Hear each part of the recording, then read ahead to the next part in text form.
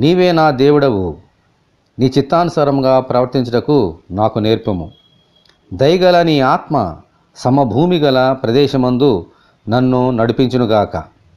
కీర్తనల గ్రంథము 143వ అధ్యాయము 10వ వచనం. దేవుని చిత్తానుసారంగా నడుచుకొనుట అనేది మనుషుల వశంలో లేదు. దేవుని కృప ఉంటేనే తప్ప ఆయన చిత్తానుసారంగా ఈ లోకంలో జీవించలేం.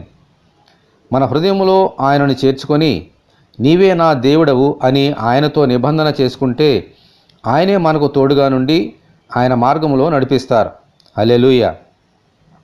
అంతేకాదు, మన ప్రభువు వాగ్దానం చేసిన ప్రకారముగా ఆదరణకర్త అనగా పరిశుద్ధాత్మ మనల్ని సమభూమి గల ప్రదేశంలో నడిపిస్తారు, అనగా సర్వసత్యంలోనికి నడిపిస్తారు.